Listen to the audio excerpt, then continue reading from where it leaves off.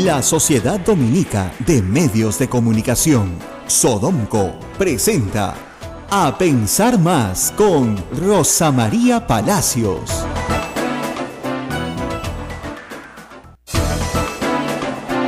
Los periódicos. 8 de la mañana, estamos aquí muy contentos Ismael y yo, porque, por favor, los periódicos. Ahí están. Nunca los he recibido con tanto gusto. A ver. Después de, 6 días, acá tenemos en portada de La República: fiscal investigará a Castañeda por caso OAS y pedirá los WhatsApp de Giselle Segarra con Piñeiro. Mientras, comisiones de transportes y de justicia acuerdan citarlo. La República. Y luego tenemos en Perú 21, no puedo creerlo. Ministerio Público pone en la mira a Castañeda. El Comercio, en portada. ¿También? También en portada.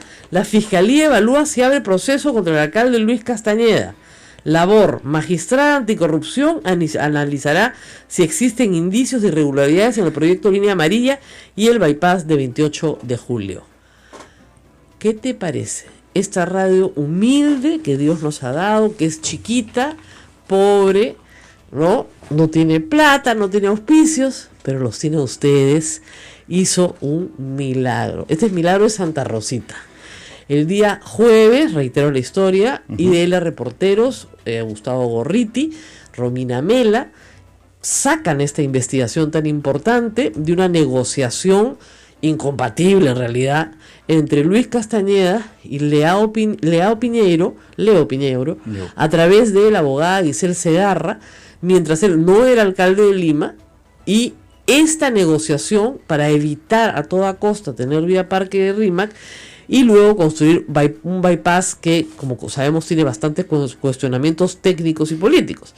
Muy bien, esta información se difunde el jueves en la tarde.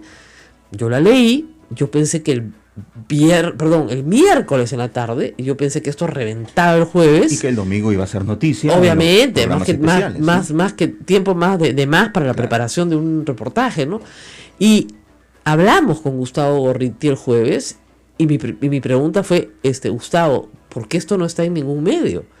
O sea, uno se asusta porque realmente cuando uno hace una investigación así, comienza a pensar, de repente me he equivocado tanto que por eso nadie me lo reproduce, ¿no? Y ahí me di cuenta el jueves que esto era simple y llanamente un acto coludido, si quieren, de alguna manera, orquestado de alguna manera, para que no se hable de un tema vital. Y a partir de ese momento ustedes me habrán visto, y además han viralizado parte de este programa, ya en La Mula y en otros portales, donde yo explico de la forma más simple posible por qué esto es importante. Esto ha sido el día jueves, esto ha sido el día viernes. Lo del domingo ha sido un escándalo para mí, que ningún programa noticioso nacional saque una línea de esta materia y saquen realmente, discúlpenme, tonterías por lo que me han contado. Y ya ayer martes, ¿no es cierto?, el asunto para Castañeda era incontrolable, porque no hemos parado. Yo no he parado en el blog, no he parado en el Twitter, tengo 2 millones de seguidores, lo siento, no me los pueden quitar, ¿no es cierto? Tengo, gracias al señor Castañeda, 500,000 de personas en Facebook que no han parado de leer esta información, y tengo a Radio Santa Rosa. Entonces, y la columna de La República. Sería una periodista, como dicen, exiliada, se me niegan las puertas de la televisión. Yo feliz. Si puedo hacer lo que he hecho en 6 días, lo volvería a hacer exactamente igual. Hoy tenemos a Castañeda Alonso respondiendo vía Facebook en la típica respuesta del culpable. Discúlpenme, la victimización total. No responde nada de los hechos imputados. No habla de Giselle Segarra, no habla de la pertinencia de la obra, no habla de por qué firmó en primer lugar con OAS sin comunicarle a nadie, ¿no es cierto?, en el año 2010. De eso no habla. Él lo que tiene delante es una acusación grave. ¿Y qué dice? Me quieren bajar al llano de la calumnia y la injuria. Entonces, pero por lo menos contestó, lo cual es notable. Notable. Lo segundo, ¿no es cierto?, además de esta victimización, es lanzar a los abogados y a Patricia Juárez a decir, esta es una conversación entre privados, lo cual es falso. Porque el tema de conversación es recursos públicos, como se ha explicado y lo ha explicado Maritere Bustamante ayer, también en una conversación muy reproducida aquí, es que se trata de dinero del Estado, de una pobre obra pública gigantesca, y ni siquiera del Estado, del peaje, de lo que usted pone todos los días. OAS se lleva 2/3 del peaje de Lima por los próximos 40 años. ¿Con qué derecho va a decidir el señor Castañeda por lo bajo si se hace un parque o no se hace un parque, cuando ni siquiera era alcalde? O sea, yo le decía a algunos colegas, ¿qué parte no entienden? Se tiraron un contrato, se lo tiraron abajo, un contrato que era bueno para la ciudad, para hacer una obra pública que no tiene ninguna pertinencia y que vale mucho menos que el parque y nadie sabe dónde está el vuelto. ¿Dónde está el vuelto? Eran 75 millones del fideicomiso, de dólares. Y reitero lo que dije, lo de Moreno, que ha tenido N portadas, ¿no es cierto? Es moco de pavo. O sea, Moreno no ha visto $1.000.000 pues junto en su vida. ¿Ya?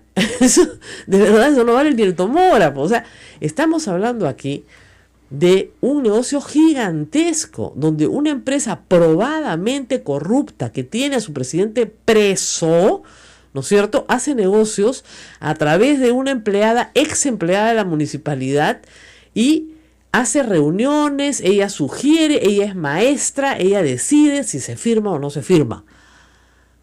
Y le da la idea al monorriel, por si acaso, por si acaso, para que tenga ideas de campaña. Entonces, estamos hablando de hechos muy graves. Y más graves aún, porque ayer, y eso hay que explicarlo con paciencia también, ayer por fin se ha llegado a un acuerdo entre la Fiscalía brasileña, por ponerlo de forma muy simple, es una fiscalía especial, ¿no es cierto?, y Marcelo Odebrecht en representación de todo el grupo Odebrecht. Van a testificar 68 funcionarios de Odebrecht, 50 de los cuales están presos, a cambio de una delación premiada, que es, como dice Gustavo Ritti, una colaboración eficaz pero con esteroides. Te bajan la pena radicalmente, pero cuentas todo. Y si mientes en algo, te vas preso.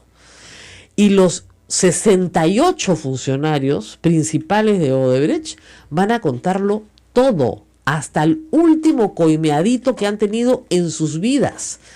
Tienen que contarlo todo, y además lo van a cotejar con lo que han dicho los otros. ¿Se dan cuenta? Y en Brasil, que quede claro, los delitos cometidos en el extranjero por un brasilero se juzgan en el Brasil. Por lo tanto, tienen la obligación de confesar todo lo que han coimeado fuera de Brasil, lo que incluye Panamá, Ecuador, Perú, México y todos los lugares donde han tenido obra pública. Acá no solamente se calcula que van a caer 130 diputados, no sé qué número bárbaro de senadores, el propio presidente Tanner, Lula, sino también presidentes latinoamericanos. No ha sido mencionado en la nota de Infobae ayer, que recoge la información de O Globo, pero sí es evidente que si tienen que contar toda la verdad, incluso van a entrar a un sistema de cuentas de información encriptada a la cual la policía no había podido entrar. Habían entrado, digamos, a una primera capa de información. La segunda capa, donde están las operaciones mayores, que se llaman las exploraciones estructuradas, no habían podido entrar. Van a poder entrar ahí. Ahora, Gustavo Ritti explicaba también en un artículo interesante de Dile a Reporteros, que recoge toda esta información ayer, que esto plantea problemas logísticos gigantescos, porque es la delación colectiva más grande de la historia de Latinoamérica. Entonces hay 10 fiscales muy entrenados trabajando para recoger los testimonios de 68 personas, que ustedes imaginarán no es un testimonio, hay que interrogarlo varias veces. Y luego este coro va a cantar de manera conjunta, si quieren, un canto, ¿no es cierto?, homogéneo y coherente, donde te van a decir de dónde salía la plata, a dónde entraba la plata, a dónde terminaba la plata. ¿Qué obras importantes hay en el Perú de Odebrecht? Irsa Sur, Toledo, que se hizo las patadas para que Odebrecht entrara, con otras constructoras también, pero cuando Odebrecht no debió haber entrado. Durante el tiempo de Pedro Pablo Kuczynski como ministro de Economía, ojo, ahí hay complicaciones serias también. 2, Alan García, proyecto Olmos, gigantesco. Ustedes se acuerdan de García disfrazado de Odebrecht. Odebrecht hizo el Gran Teatro Nacional, Ahí lo hizo de regalo, hizo el Cristo, por favor. El día que descubran que Alan García recibió plata de Odebrecht, ese Cristo se lo bajan, ¿ya? Porque Dios no merece eso, ¿no es cierto? Dios no merece un monumento a la corrupción. Pero primero que canten y que nos cuenten cómo lo hicieron. Y luego tenemos con Humala el gasoducto sur. Y en Lima, Odebrecht tiene Rutas de Lima con Susana Villarán. Entonces, estamos hablando de cosas muy grandes. La gente no se imagina la magnitud si uno suma la cantidad de dinero en obra pública que ha tenido Odebrecht en el Perú. Estamos hablando de miles de millones de dólares, no de millones de dólares, miles de millones de dólares. ¿Ok? Y por supuesto ha hecho consorcios en el Perú. Eso no significa que los que construyeron en el Perú sean todos culpables, por cierto, pero los que agenciaban las coimas eran ellos. Y no tenían, según la información que he recogido, color político, ningún problema, con todos entraban. No se hacían problema con la ideología, de derecha, de izquierda, de arriba, de abajo, a todos los coimeaban. Ningún problema con tal de conseguir la obra pública, era un modus operandi. Va a confesar el padre de Marcelo Odebrecht, el presidente de Odebrecht, también va a confesar, porque él puede contar la historia anterior, es decir, cómo un esquema de corrupción se genera a través de décadas de corrupción en el Brasil y luego se exporta. No vamos a tener acá paz, les aseguro, durante meses, una vez que la delación premiada de Odebrecht termine. Así que a los corruptos peruanos vayan pensando si les conviene más irse de una vez al Poder Judicial, contarlo todo, devolver la plata y pedir una colaboración eficaz ya, para cantar y echar a todos los demás. Piénsenlo bien, porque lo que se les viene es la noche completa. Piénsenlo bien.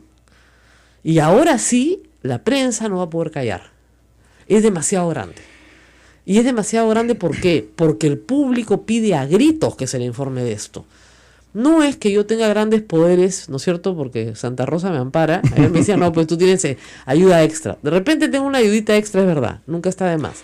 Lo que sucede es que el público reclama conocer esto. El público tiene derecho a saber esto. Es su plata. Por eso cubrimos periodismo político. Y si no le gusta al señor Castañeda, quiere decir que nuestro trabajo lo estamos haciendo muy bien. Han hecho cosas asquerosas en Twitter. Han hecho una cuenta de Twitter simulando la de Habla Castañeda y dice Habla Vaga.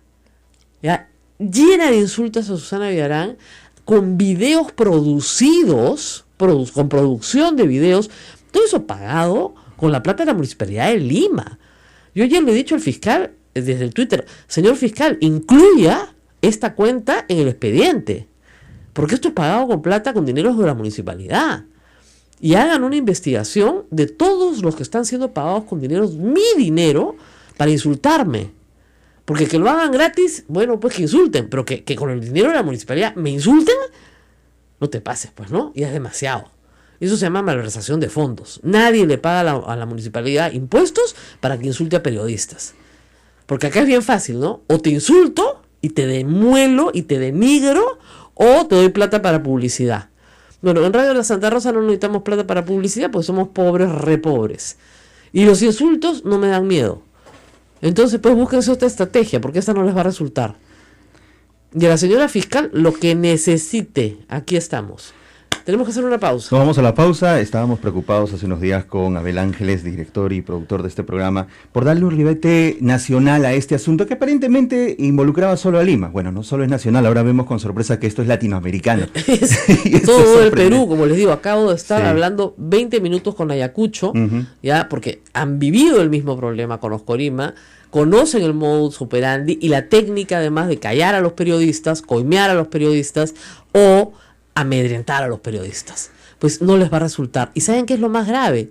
Que todas las técnicas que usan los mafiosos las han usado en estos 6 días. Con lo cual, el EQQD, lo que queríamos demostrar, está probado. O sea, uno que manda al abogado por delante, uno que sale a victimizarse, otro que insulta a los periodistas, otro, prensa muda, distribución de plata entre prensa. Por Dios.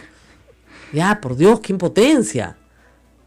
Ya está la fiscalía actuando. Esperemos que no se eche para atrás. Destaco esta parte del mensaje que ayer Luis Castañeda Locio ha puesto en Facebook. Nosotros seguiremos trabajando con el mismo ahínco de siempre y sin quejarnos de la escasez de recursos. Y no sé si es una promesa o una amenaza, ¿no? Eso es lo que me aterra, porque quieren 1.000 millones de soles para hacer obras para los panamericanos. Mira, que las haga otra entidad. Claro.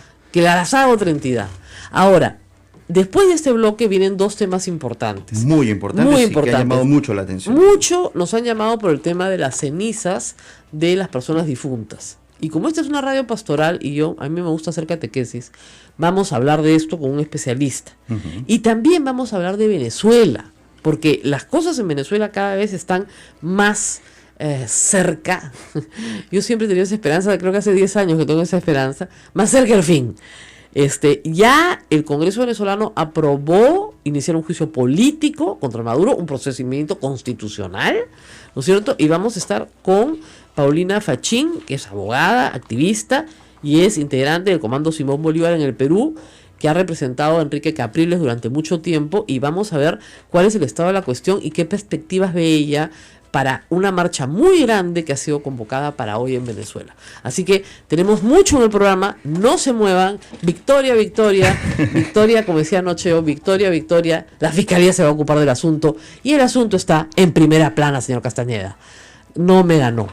Vamos. Esto es A Pensar Más con Rosa María Palacios en las emisoras de la Sociedad Dominica de Medio de Comunicación, Sodomco, Radio Santa Rosa en Lima, Radio Santo Domingo en Chimbote, Radio San Martín en Arequipa, Radio Veritas RTV Cusco, Radio Cepagua Ucayali, Radio Quillabamba La Convención y Radio Madre de Dios en Puerto Maldonados. Todos en vivo al aire a esta hora con A Pensar Más. Volvemos.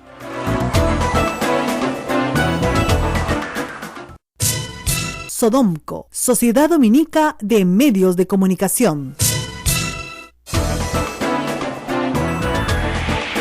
8 de la mañana con 20 minutos. Continuamos, amigos. Esto es A Pensar Más con Rosa María Palacios. Te traje lo que te prometí. Tenemos la información oficial, gracias a ROM Reports, sobre este tema que ha causado muchos comentarios, ¿no? Así es. Nosotros tenemos, pobreza, pero tenemos buenos contactos, ¿no? Entonces, el Vaticano nos da información todos los días. Noticias del Vaticano es parte de la programación de esta radio y quiero que ustedes escuchen exactamente, porque hay que siempre ceñirse a la versión oficial. Correcto. ¿No? ¿Qué es lo que se ha dispuesto en materia de sepultura? ¿Ok? Vamos a pensar en el concepto más amplio. Escuchemos, por favor, a nuestro corresponsal en Roma. ¿Lo tenemos ya? Es un informe, adelante. No son propiedad exclusiva de su familia, sino de toda la Iglesia. El Vaticano ha recordado que en los casos de incineración, lo mejor es depositar las cenizas en un cementerio y no en la casa de un particular. El cuerpo de una persona fallecida no es propiedad privada de los parientes. Un muerto es hijo de Dios, forma parte del cuerpo de Cristo, del pueblo de Dios. Por esto no tenemos ritos privados para despedir a los fallecidos, sino una celebración pública. Ante el aumento del fenómeno de las cremaciones, el Vaticano ha decidido publicar el documento A Resurgendum in Christu. En él se recuerda que la Iglesia no es contraria a la incineración, pero que prefiere la sepultura. Se explica que hay prácticas como esparcir las cenizas en el mar que no van en línea con la fe de la Iglesia, entre otras cosas porque dejan al margen a toda la comunidad cristiana. Debemos superar un pensamiento demasiado individualista que se cierra en torno a la familia de cada uno. Nuestras familias son parte de una gran familia de Dios. Nosotros creemos en la resurrección del cuerpo y por eso la sepultura es la forma normal para los cristianos, para los católicos. En el documento también se recomienda la práctica de la sepultura para evitar malentendidos, funerales panteístas, naturalistas o nihilistas que no se corresponden con la tradición católica. Eran las palabras del cardenal Gerald Müller, prefecto de la Congregación para la Doctrina de la Fe, y quién mejor que él para dar una explicación sobre este tema, ¿no? Así es. Desde la fuente oficial. Desde la fuente oficial, que gracias a Radio Santa Rosa y a toda la red Sodomco podemos poner de primera mano. Vamos a conversar también con el señor Miguel Ángel Flores Montúfar, diácono, para hablar justamente de la cremación y sepultura de los difuntos. Un asunto que evidentemente a todos nos preocupa por dos razones básicas. La primera es, todos nos vamos a morir, no les estoy dando una primicia, eso ya lo saben, y todos vamos a recibir algún tipo de sepultura. Y a su vez todos tenemos que dar sepultura a las personas que queremos. Y hay que tomar algunas decisiones. Hay personas que quieren anticiparse a lo que va a suceder el día de su muerte y toman disposiciones que su familia honra. A veces son disposiciones muy complejas, como ustedes comprenderán, y la familia se encuentra en dificultades para honrarlas, ¿no es cierto? Y en ese contexto yo creo que el mensaje de la Iglesia es interesante. Vamos a conversar justamente de esto. Primera premisa, por favor. He escuchado en una radio en la mañana algo que es mentira. Sí se puede incinerar. Para los católicos, ojo, la información que vamos a dar a partir de este momento es católica. Si usted no es católico, todo lo que digamos es irrelevante, ¿ok? Puede hacer usted lo que le dé la gana. Pero si usted quiere una sepultura católica, sí puede incinerar. Incluso leyendo la información oficial ayer, se recoge lo que comentábamos, las iglesias orientales, ¿no es cierto?, tienen la costumbre de incinerar porque justamente en Japón, por ejemplo, por ley está prohibido enterrar porque no hay espacio.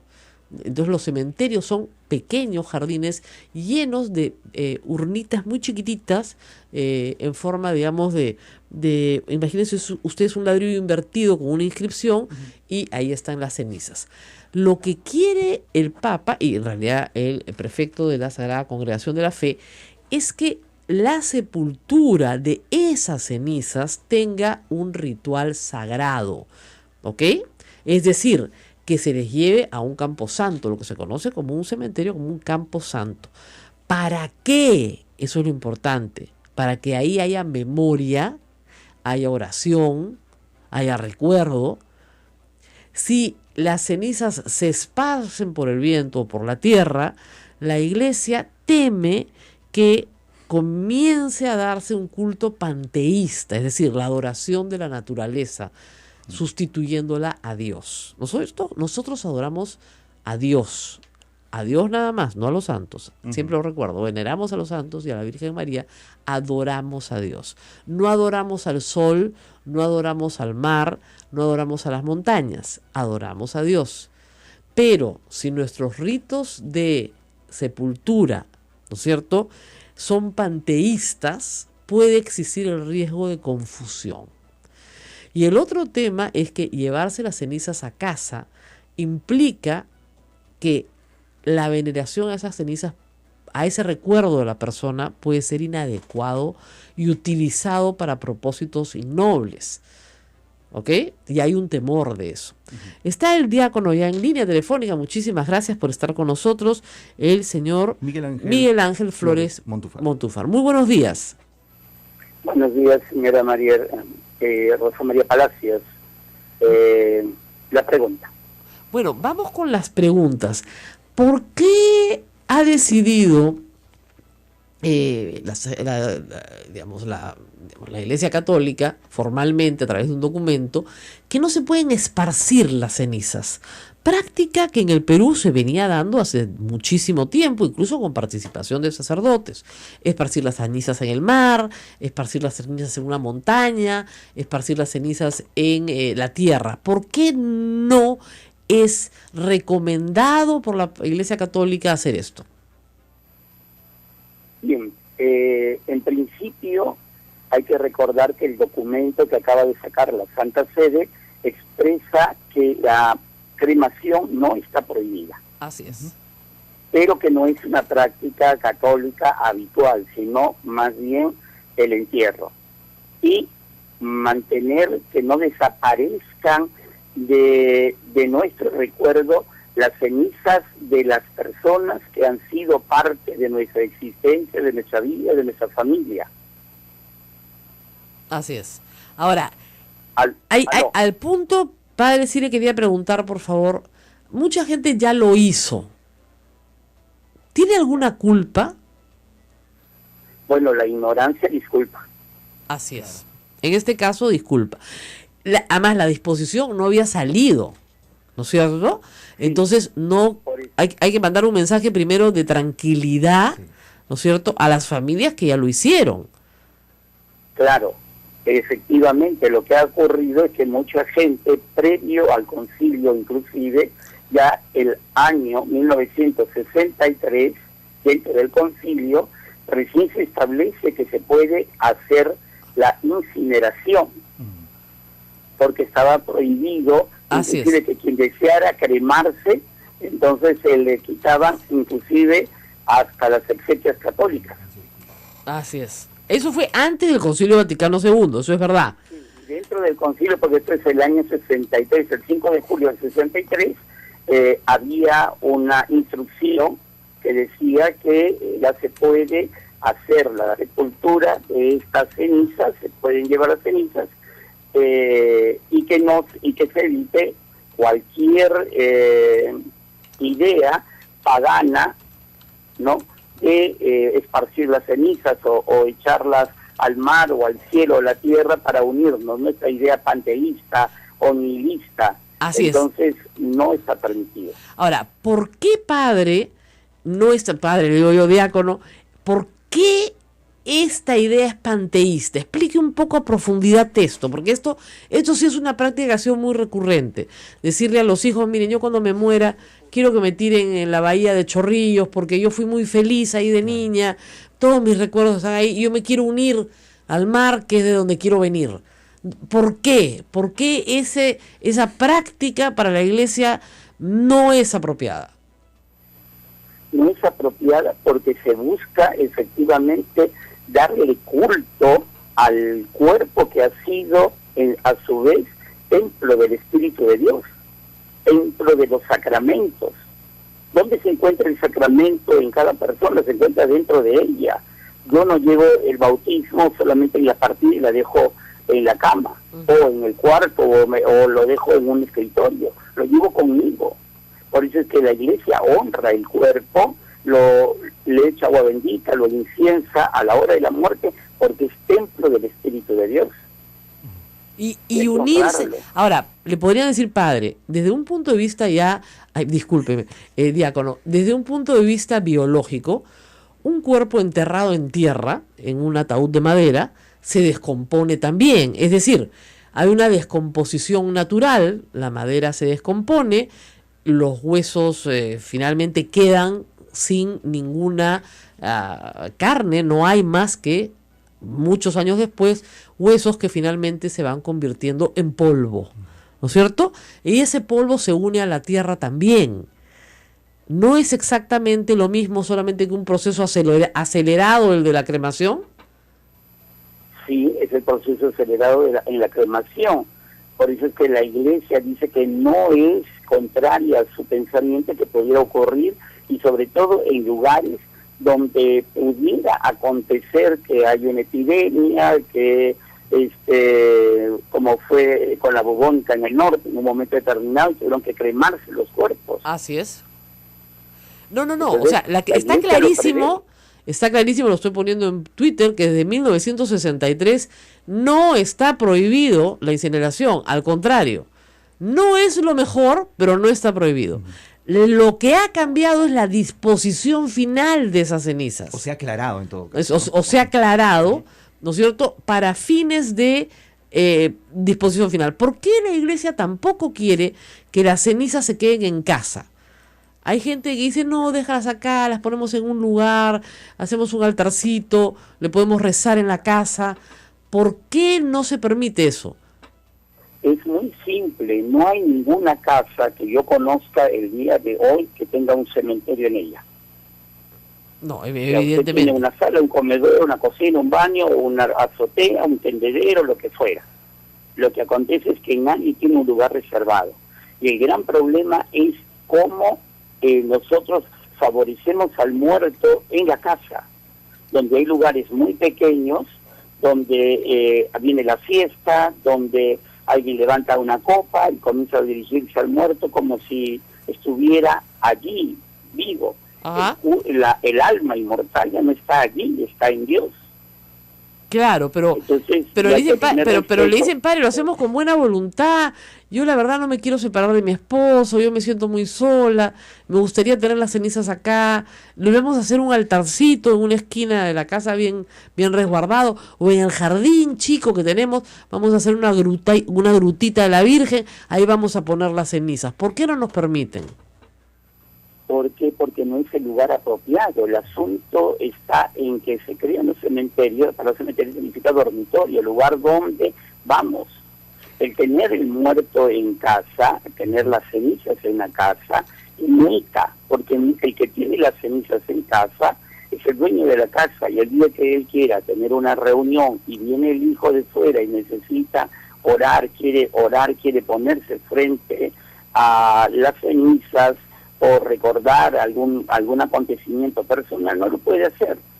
Okay. No es el lugar Ahora, apropiado. Me hacen algunas preguntas por el Twitter interesantes. ¿Qué pasa en los lugares donde solamente hay cementerios católicos? ¿Qué pasa en el Perú sobre todo?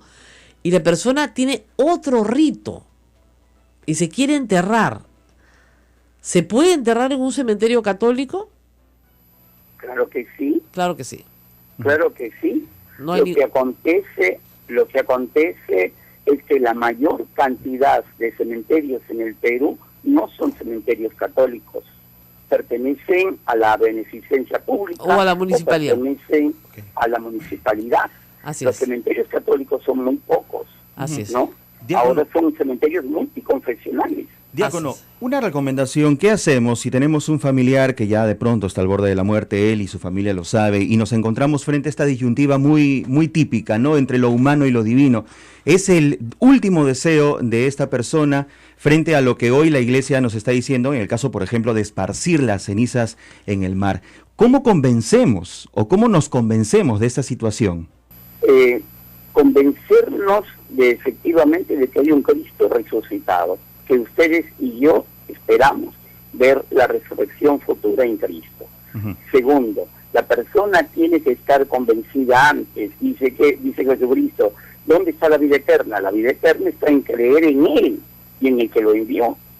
Pero si nos alejamos sobre pretexto de esta famosa frasecita, yo soy católico a mi manera, entonces yo creo lo que me conviene, acepto lo que me conviene y me olvido efectivamente de prepararme, inclusive porque la muerte, el término de nuestra existencia humana, se va a dar desde el momento de la concepción. Estamos llamados a la muerte. Ahora, aquí también hay algunas personas que dicen, mire, padre, es mucho más barato cremar. Es una cuestión económica, ¿no es cierto? Y esparcir las cenizas es gratis. ¿Se da cuenta?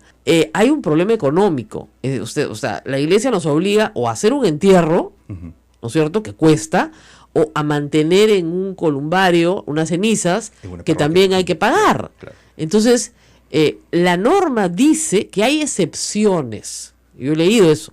Siempre hay excepciones. ¿La excepción económica es válida? A ver, en principio habría que tratar el tema y lograr efectivamente que hubieran cementerios católicos que pudieran prever que fueran más bajo los aranceles, que la gente tuviera la oportunidad de poder enterrar, porque al final también dentro de la muerte hay un negocio enorme. Así es. Un negocio enorme. Entonces, habría que prever, inclusive las municipalidades, las beneficencias, poder bajar los costos. Y si hay un cementerio católico, en caso de la gente que no puede, efectivamente debería también tener aranceles más bajos para que esta gente pueda enterrarse y no tenga que buscar la incineración como el medio más cómodo para la muerte. Pero le planteo la inquietud. Yo sé que ustedes, estos documentos, por cierto, hay que entenderlos así, siempre están en permanente revisión. O sea, para que se hagan una idea, hasta el 63 no se puede incinerar, hoy sí se puede incinerar. Siempre están, no son dogmas de fe, están en permanente revisión. Y yo sí creo que el tema económico en países muy pobres puede ser una consideración a tomar, porque efectivamente el negocio de la muerte lamentablemente no va a cambiar pronto. Los cementerios son caros, un nicho es caro, no le digo un mausoleo, el mismo acto del velorio, en fin, el ritual del velorio es caro. La familia a veces se arruina por hacer esto, hacerlo bien. Y hay gente que se aprovecha de eso Y también. por supuesto, hay buitres en todas partes, ¿no es cierto? Entonces, sí creo que tal vez una consideración a futuro entre las excepciones sea la excepción económica, ¿no es cierto?, como una forma de simplemente superar un problema que en este momento para algunas familias, le digo, padre, es insuperable. O sea, no tiene cómo mantener un lugar permanente fuera de su hogar las cenizas porque no tiene la plata para hacerlo, ¿no? Bueno, muchísimas... Es un tema muy complicado y que aquí el mismo documento, Resurgiendo con Cristo, está hablando precisamente de que hay que contemplar los ordinarios del lugar con la conferencia episcopal. Podrán hacer alguna excepción de que se mantenga, pero efectivamente la idea es que se lleve a lugares donde pueda la gente hacer oración y que no se pierda. Claro. La idea es que no se pierda el recuerdo y el recuerdo corporal, ¿no? Y que pase de generación en generación. Así es. Claro. Bueno, muy bien, muchísimas gracias por haber estado con nosotros con estos puntos. Reitero a todos los que no son católicos, esta información les es irrelevante. O sea, pasan la página y vamos al siguiente tema. A los que sí son católicos, decirles que estos documentos cambian, ¿ok? Son documentos de orientación, no son dogma de fe. O sea, hace unos años no se podía, ahora sí se puede. El 63 yo nací, o sea, hace 53 años que sí se puede incinerar, no hay ningún problema. Es más, en las iglesias orientales se incinera porque no hay otra forma. Pero lo que pide la iglesia es que hoy, en estos tiempos, ni te quedes con las cenizas en la casa, ni las esparzas, sino que las pongas en un lugar sagrado, que puede ser un cementerio, un columbario. Hay iglesias que tienen columbarios dentro de la iglesia, en Fátima, por ejemplo, acá en Lima.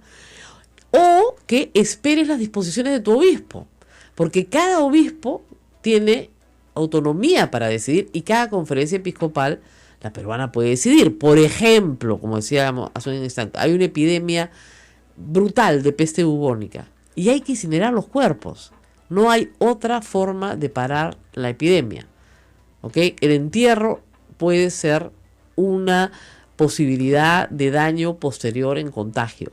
Obviamente la conferencia episcopal va a estar a favor de una medida sanitaria, ¿no es cierto? Eso está incluso en el documento, pero tiene que haber una justificación. Lo que no se quiere, fíjense, es que se caiga en fetichismo, panteísmo y a veces hasta en brujería. Es decir, yo me llevo un pedacito de mi papá, tú te llevas otro pedacito de mi papá, cada uno tiene un pedacito, ¿no es cierto? Y ese ya no es tu papá, es el resto corporal de tu papá. Pero mira hasta dónde llega estas ganas de hacer negocio de lo que sea. Estaba leyendo una información ayer en referencia a este tema de que ya están recogiendo parte de las cenizas y las están convirtiendo en piedra para que se haga dije o gema, sí, y que el pariente lo tenga siempre consigo. Imagínense. Me parece, como dicen los gringos, un poco creepy, ¿no? Ajá. O sea, yo llevar colgado a mi papá el pecho, no, la verdad no, gracias. Ni él tampoco quiere. Claro. ¿Ya? No quiero que mis hijos me lleven colgado también. Por favor, que me dejen tranquilo, ¿ya? Entonces, de verdad, claro, llega a haber muchas distorsiones, ¿no es cierto?, de lo que es nuestra fe. ¿Qué es lo que dice nuestra fe? Que vamos a resucitar todos, en cuerpo y alma. Eso es lo que dice nuestra fe. En cuerpos glorificados. Obviamente, claro. Pues un cuerpo glorioso es un cuerpo lindo, pues es tu mejor versión de ti. Así y yo también decía, pero qué feo, voy a resucitar como cuando viejita. No. En tu mejor versión de ti. Pero vas a resucitar en cuerpo y alma. Aún cuando sea incinerado tu cuerpo, vas a resucitar en cuerpo y alma. Esa es nuestra fe. Acá estoy haciendo catecismo porque hay una acá al frente que se acaba de enterar. No solamente tu alma va a la gloria de Dios cuando tú mueres. Esa es una parte. La segunda parte es que en el juicio final todos resucitaremos en cuerpo y alma. Todos. Entonces, si esa es nuestra fe, el cuerpo tiene un significado, tiene un valor, es lo que nos acaban de explicar. Y lo que te dice la iglesia es, no puedes despreciar o desechar el cuerpo como si no valiera nada. ¿Ok? Si lo tiras al río, ya estás haciendo, no te has dado cuenta, pero estás haciendo un ritual panteísta propio de sociedades que creen en la naturaleza como una deidad. ¿Ok? Y para nosotros, los católicos, ni el sol, ni el río, ni el puma, ni el jaguar, ni la serpiente son dioses. ¿Ok? No lo son. Ni tampoco son los dioses del Olimpo. Entonces, como no lo son, lo que te dice la iglesia es, ojo, no hagas un ritual panteísta. Vamos a la pausa y volvemos.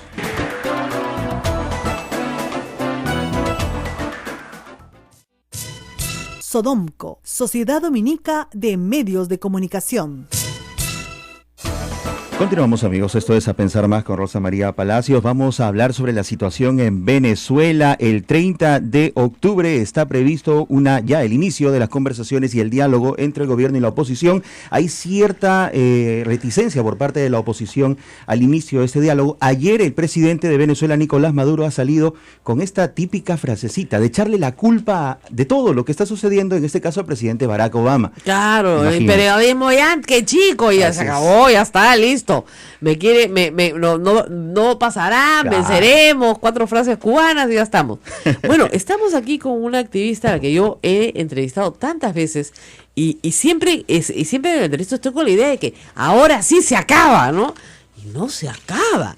Estamos con Paulina Fachín. Ella es integrante del Comando Simón Bolívar en el Perú, que también representa a Enrique Capriles, que también está en la lucha, por cierto, y unido, lo que me parece importante es esta mesa de unidad democrática, unidos también a los presos políticos que en este momento están sufriendo muchísimo y que están luchando por su libertad, ¿no? Entonces, creo que es bien importante que Paulina nos cuente, porque además su historia, la historia de Paulina también es bien interesante, pero vamos a hablar de que nos cuente de cómo ves este momento. O sea, ¿es el momento, estamos viendo la caída de Maduro o todavía no? Hola, buenos días. Muy Muchas buenos gracias días por esta invitación a esta radio maravillosa, Santa Rosa, y a, bueno, compartir estos minutos con ustedes en este momento tan neurálgico, tan importante que hay en Venezuela. Mira, yo creo que sí es el momento, porque yo creo que algo nos hemos caracterizado la oposición venezolana y es que hemos dado todas las muestras de que queremos una solución pacífica, electoral, constitucional y democrática para el país. Y creo que hemos dado una y otra vez muestras de ello. Pero el tema está en que ahora sí, con toda la responsabilidad del mundo, nosotros lo hemos dicho, que es que nos cerraron todas las puertas. Y a nosotros nos venían cerrando las puertas y nos metíamos por la ventana y nos metíamos por la rendijita a la puerta. Pero es que ahora sí es verdad que nos cerraron todas las puertas de que haya una salida democrática en Venezuela. Recordemos que lo que está pasando en este momento es que le cercenaron el derecho al pueblo venezolano, un derecho que está previsto en la Constitución, incluido por el mismo Hugo Chávez, que se llama referéndum revocatorio. Y nosotros hemos cumplido todos y cada uno de los pasos para llegar a este referéndum revocatorio. Desde ganar la asamblea con una mayoría contundente, con 112 diputados, que nos costó la muerte inclusive de líderes sociales, pero que lo hicimos, nos sometimos y sin embargo ganamos 112 diputados. Una asamblea nacional que no está disuelta, claro, legalmente hablando, pero que tiene 28 sentencias en su contra, que tenemos un ejecutivo que desconoce cualquier moción, acuerdo, ley que se apruebe en el Congreso de la República de Venezuela y que tiene prácticamente inhabilitado a toda la directiva del Congreso, no tiene presupuesto, a los diputados no se les paga. Entonces, realmente la oposición... Mira, estamos en Radio Santa Rosa, yo digo que la Virgen lo cubre con su manto y que en Venezuela no ocurra algo más terrible de lo que ya viene ocurriendo, realmente es un milagro. Ahora, esta oposición se enfrenta a un poder judicial copado por Chávez, por lo que queda del chavismo, digamos, y un tribunal electoral, un Consejo Nacional Electoral. Esta señora Tibisay ya es una leyenda en Latinoamérica. Cuando caiga Maduro, esos se van presos todos. O sea, no hay forma de que esa transición sea negociada sin prisión. Y eso es lo que yo temo, que es lo que no encuentra Maduro. Maduro no encuentra una salida. O sea, Maduro se tiene que ir a Cuba, pero con él se tienen que ir mucha gente. Entonces, ¿eso es lo que tú crees que está pasando? Que no hay una solución negociada para una salida de Maduro, por lo tanto dice, acá me matan adentro porque yo no salgo. O esa negociación les resulta por demás injusta. Claro. Lo que pasa es que cuando tú eres un funcionario público, como son muchísimos de estos personajes que han cometido delitos de lesa humanidad, que están buscados por la justicia internacional y que no pueden salir del país porque simplemente tienen una requisitoria de la DEA, porque en Venezuela, hay que decirlo con toda responsabilidad, hay un narcogobierno Claro. Entonces, esos son delitos que lamentablemente, así nosotros querramos ponerlo o que ellos, mejor dicho, lo pongan en una bandeja de negociación. Como amnistía, digamos, ¿no? Lo pongan en una bandeja de negociación, son delitos de lesa humanidad que tienen una persecución internacional. Entonces, eso de una u otra forma es lo que está pasando. Y ahora ni siquiera se pueden ir a Cuba, porque Cuba se ha abierto a Estados Unidos y entonces tienen un problema, no tienen a qué país huir. Yo me imagino que estarán pensando Rusia o qué sé yo. Por eso el último viaje de Maduro. Ahora, Maduro se va en medio de esta crisis a un viaje larguísimo al Oriente. ¿Tiene eso alguna explicación, salvo que esté buscando refugio? Sí, tiene una explicación, miedo. ¿Miedo? Y el miedo es libre. Y buscar refugio también, y de ahí va como dictador también es libre, ¿no? Pero... Y de ahí se va al Vaticano a ver al Papa. Lo que pasa es que la historia con el Papa sí hay que explicarlo un poco. La oposición tenía mucho tiempo pidiendo una mediación del Papa Francisco. Y el Papa Francisco se ha interesado mucho por el tema venezolano. Justamente nos acaban de nombrar el arzobispo de Caracas, de Venezuela, perdón. Y el Papa Francisco ha venido siguiendo muy de cerca, y la Iglesia Católica muy de cerca, el tema venezolano. Y la verdad que el Papa Francisco está tan preocupado porque la situación, la verdad, puede ser muy peligrosa para la ciudadanía, y que aceptó recibir al presidente Nicolás Maduro. Ahora, hay unas fotos allí que han aparecido en las redes que dicen que son unas fotos viejas. La misma periodista del Vaticano ha dicho que son fotos viejas. No sabemos bajo qué contexto el Papa Francisco realmente recibió a Maduro, y mucho menos qué le habrá dicho el Papa Francisco, La ¿no? información oficial nos dice, desde el Vaticano, nos dice que el Papa recibió al presidente Maduro en una cita que no estaba concertada, que fue sorpresiva. Así es, y que fue una cita completamente cerrada, Sí, donde secreta. inclusive Privada. no hubo fotografías. Entonces, después el gobierno sí saca unas fotografías que, por eso es que se habla de que estas fotos serían viejas, ¿no? Nosotros estamos siempre abiertos al diálogo, y imagínate, un diálogo propiciado a través del Vaticano, propiciado a través del mismo Papa Francisco. Bueno, ¿qué más se le puede pedir a la Claro. comunidad internacional? Una persona tan especial. El tema es que el diálogo tiene que tener condiciones mínimas, ¿no? Claro, lógico. O sea, yo no puedo, o la oposición venezolana, y así lo hemos declarado, no podemos ir a un diálogo cuando el domingo justamente fue asaltado violentamente por los círculos bolivarianos con armas el Congreso de la República. Por una parte, el día lunes salieron nuestros estudiantes valientes a las calles y fueron también cercenazos reprimidos, con perdigonazos. Inclusive fue asesinado un estudiante en el estado Táchira. Seguimos con el tema de los presos políticos, continúa la persecución. Lo que tuvimos el ejemplo aquí en Perú palpable de que no dejaron entrar a los 4 periodistas de nacionalidad peruana que fueron detenidos por la Guardia Chavista. Que ya lo sacaron, ¿no? En Maiquetías. Hoy esperemos que lleguen sanos y salvos. Muchas gracias a las gestiones del cónsul y del embajador del Perú. Tenemos suspendido el referéndum revocatorio, que es un derecho del pueblo venezolano, es un derecho constitucional. Vamos a hacer una pequeña pausa porque hay mucho interés en el Perú sobre este caso y sobre todo sobre estos derechos fundamentales que han sido cercenados durante años. Miren, esto empezó en 1998. Así es. Tienen 18 años de este drama, realmente, porque es un drama. Hoy el pueblo venezolano se muere de hambre. Un pueblo rico, pero realmente rico, mucho más rico que nosotros. Se muere de hambre. Vamos a hacer una pausa y volvemos. Esto es A Pensar Más con Rosa María Palacios en las emisoras de la Sociedad Dominica de Medios de Comunicación.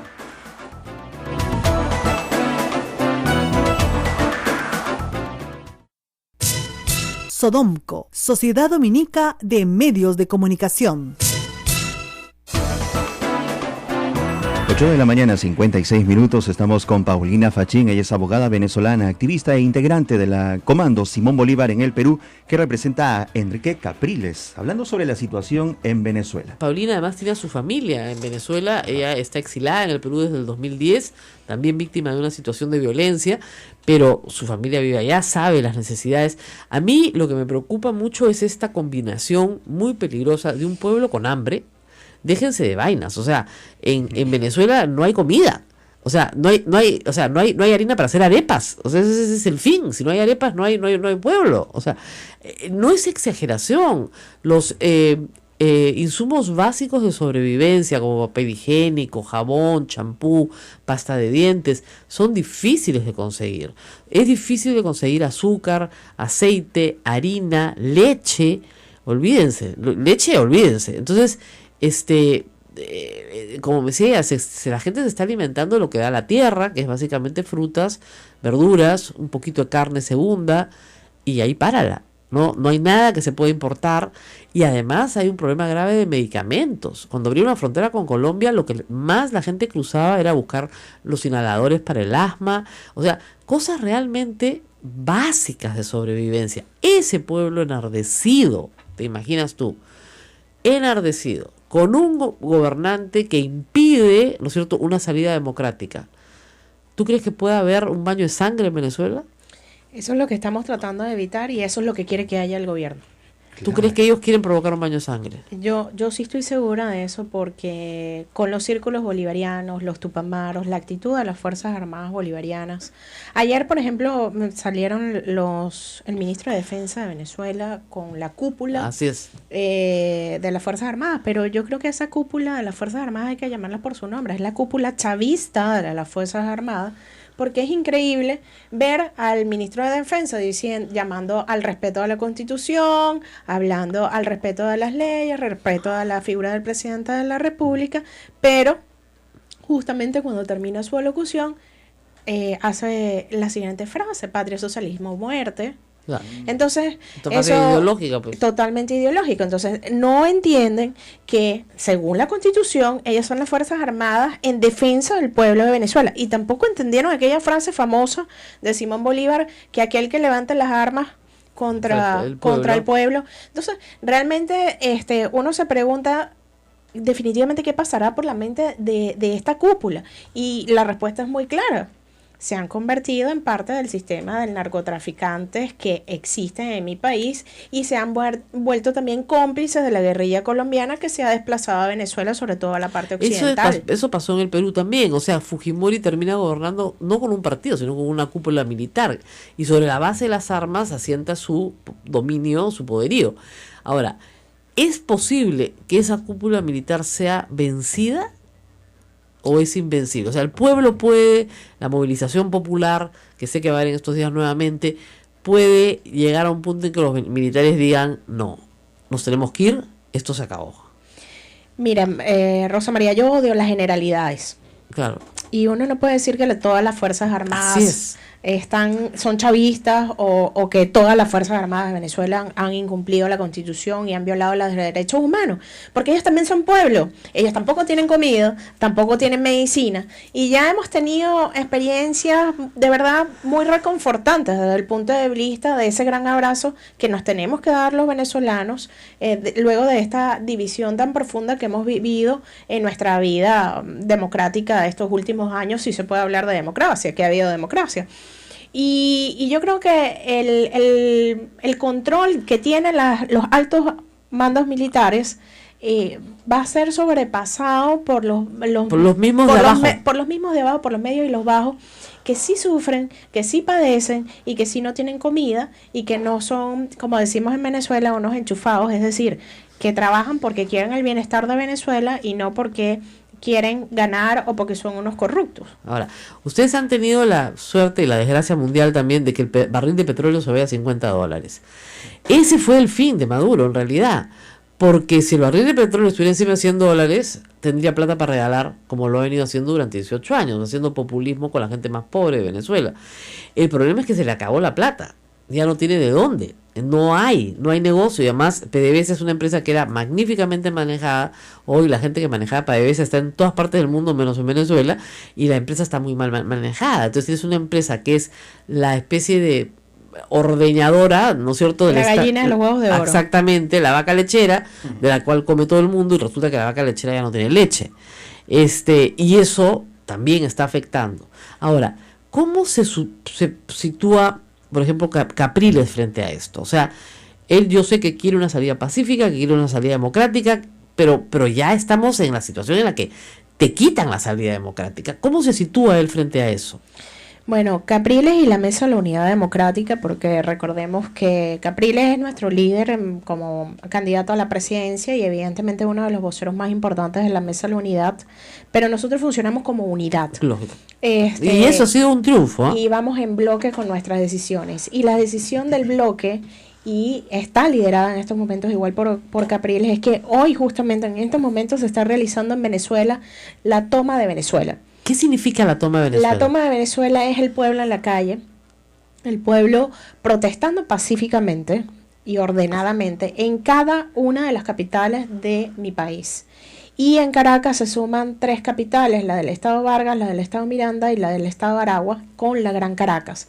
Lo que estamos viviendo hasta el momento es el terror que tiene Nicolás Maduro de contarse y de que la gente se va en la calle. El metro de Caracas fue paralizado por el ejército bolivariano. Los accesos a Caracas también han sido interrumpidos y sin embargo la gente está en la calle caminando, llegando como sea. A esta hora 9 de la mañana ya tenemos imágenes de lo que está pasando. Seguramente ahorita busco en Twitter y ahorita no tengo la televisión prendida acá, pero podemos sacar imágenes rápidamente de lo que está pasando en Venezuela. Y es importante este hashtag toma, ¿no es cierto? Toma de Venezuela. Y acá la gente no entendía, parecía un golpe de Estado, ¿no? Pues la palabra toma parece golpe de Estado, pero no es un golpe de Estado, es una manifestación pacífica, pública, donde le están diciendo a Chávez, a Maduro, te vas. Ahora, va a haber un juicio político, o sea, un juicio político a Maduro que se inicia ya, un juicio político que puede implicar su destitución por el Congreso, digamos, muy rápidamente. Eso hay que aclararlo. El juicio político que se inició el día de ayer, porque así lo acordó nuestro poder legislativo, no es como el que acabamos de ver en Brasil. Es diferente. En la Constitución venezolana no se encuentra plasmado esa figura como tal. Sin embargo, se ha citado para este próximo martes a el presidente Nicolás Maduro. ¿Y qué es lo que está poniendo en práctica o lo que está alegando la Asamblea Nacional para iniciar este juicio político?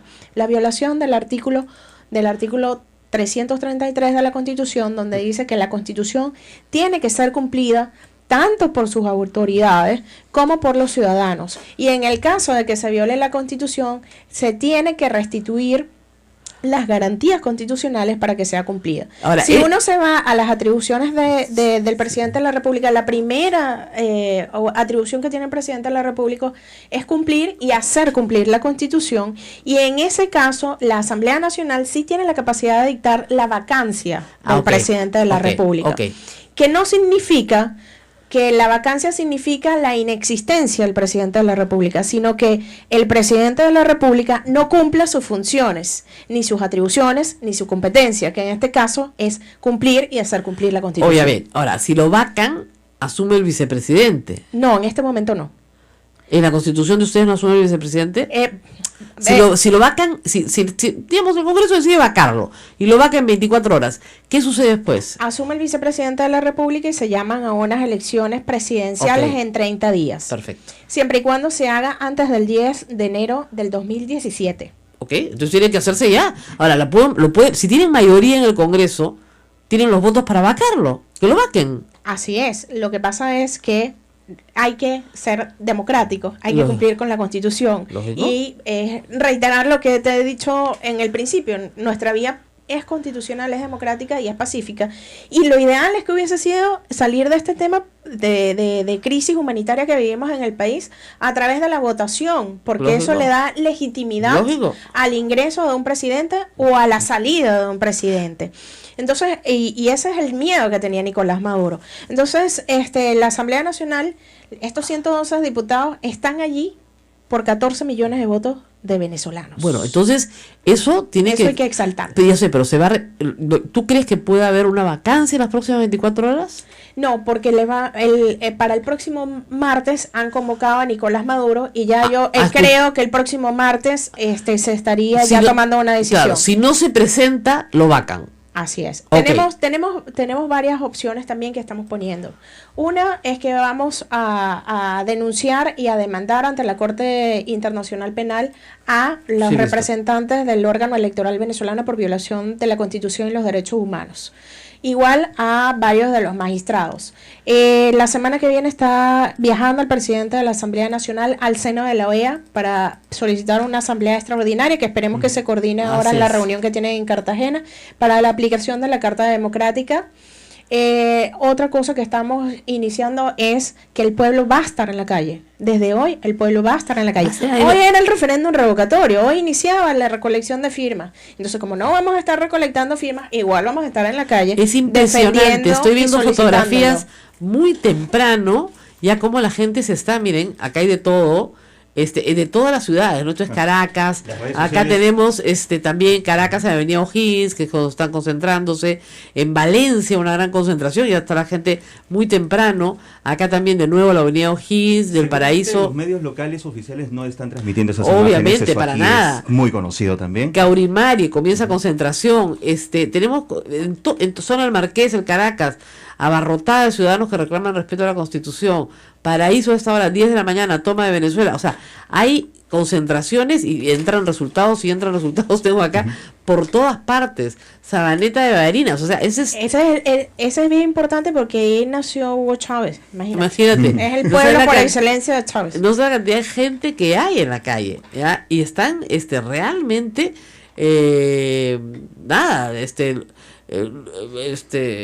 desesperados. Maduro está convocando a esta hora un consejo de defensa para evaluar lo ocurrido en la sesión de la Asamblea Nacional, pero lo que tiene que evaluar es que la próxima semana probablemente lo sacan y lo vacan. ¿No se contradice un juicio político con una mesa de diálogo? Sí y no. A ver. Era lo que le decía yo a un principio. Para nosotros el diálogo es fundamental y yo soy una convencida de que dialogando se entiende mejor la gente.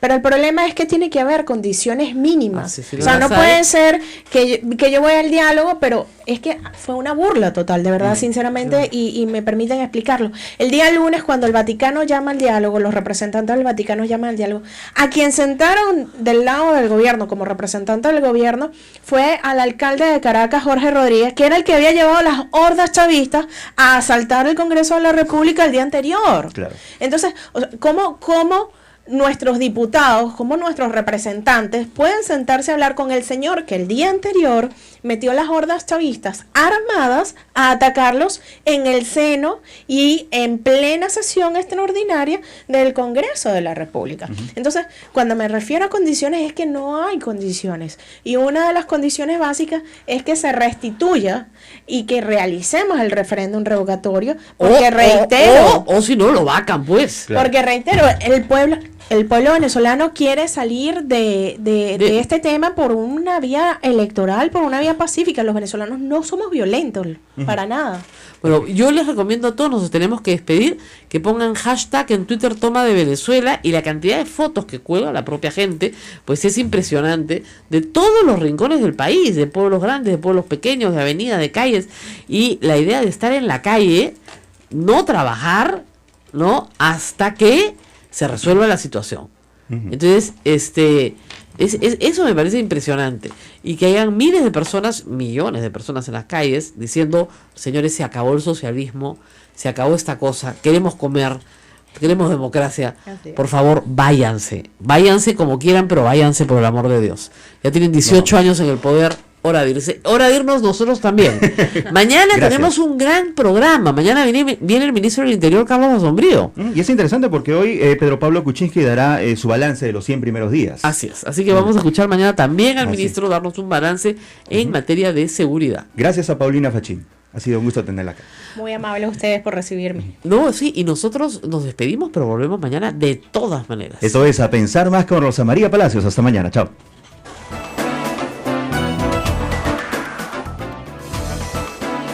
Hasta aquí, A Pensar Más con Rosa María Palacios.